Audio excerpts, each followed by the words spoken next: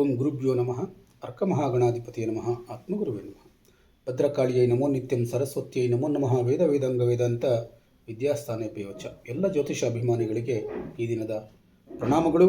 24/6/2026 ಬುಧವಾರ, ದಶಮಿ ತಿಥಿ, ಚಿತ್ತಾ ನಕ್ಷತ್ರ, ಸ್ವಾತಿ ನಕ್ಷತ್ರ, ಪರಿಗಯೋಗ, ಶಿವಯೋಗ ಸಂಯೋಜನೆಗೊಂಡಿರುವಂಥ ಈ ದಿನದಲ್ಲಿ ದಶಮಿ ತಿಥಿಯ ಕಾರ್ಯಸಿದ್ಧಿ, ಚಿತ್ತಾ ನಕ್ಷತ್ರದ ಪ್ರತಿಭೆ ಮತ್ತು ಸೃಜನಶೀಲತೆ, ಸ್ವಾತಿ ನಕ್ಷತ್ರದ ಬೆಳವಣಿಗೆ ಮತ್ತು ಸ್ವತಂತ್ರ ಚಿಂತನೆ, ಪರಿಗಯೋಗದ ಸವಾಲುಗಳು ಹಾಗೂ ಶಿವಯೋಗದ ದೈವಿಕ ಅನುಗ್ರಹ ನಿಮ್ಮ ಈ ದಿನವನ್ನು ಪ್ರಭಾವಿಸುತ್ತದೆ.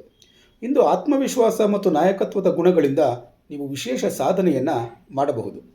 ಈ ದಿನದ ಗ್ರಹ ಪ್ರಭಾವವನ್ನು ನೋಡೋದಾದರೆ, ಸಿಂಹರಾಶಿ ಅಧಿಪತಿಯಾದಂಥ ಸೂರ್ಯನ ಅನುಗ್ರಹದಿಂದ ಇಂದು ಆತ್ಮವಿಶ್ವಾಸ, ಗೌರವ ಮತ್ತು ನಾಯಕತ್ವ ಮತ್ತು ಸಾರ್ವಜನಿಕ ಪ್ರಭಾವ ಹೆಚ್ಚಾಗುತ್ತದೆ.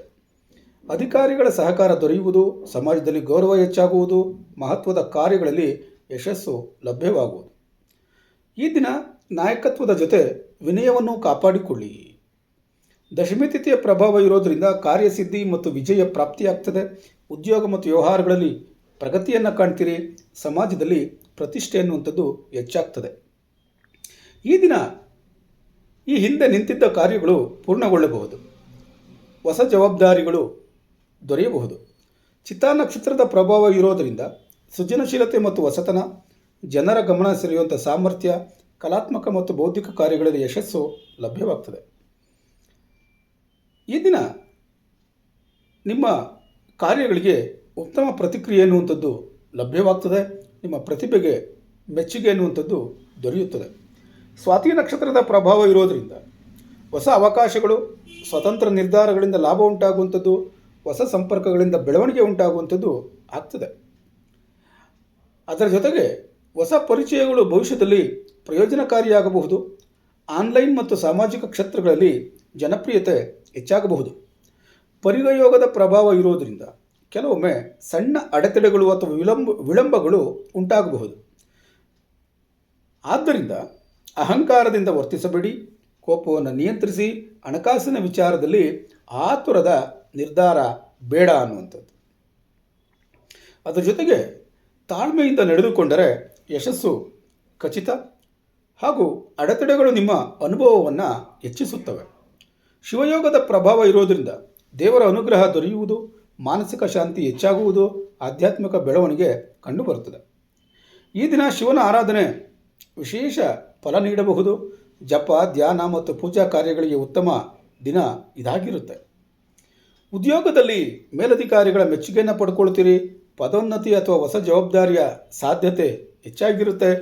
ವಿಶೇಷವಾಗಿ ಜ್ಯೋತಿಷಿಗಳು, ಶಿಕ್ಷಕರು, ಆಡಳಿತಾಧಿಕಾರಿಗಳು, ರಾಜಕೀಯ ಕ್ಷೇತ್ರದವರು, ಯೂಟ್ಯೂಬರ್ಗಳು ಮತ್ತು ಸಾರ್ವಜನಿಕ ಜೀವನದಲ್ಲಿ ಇರುವಂಥವರಿಗೆ ಅತ್ಯುತ್ತಮ ದಿನ ಇದಾಗಿರುತ್ತೆ ಎನ್ನುವಂಥದ್ದನ್ನು ತಿಳ್ಕೊಂಡೆ.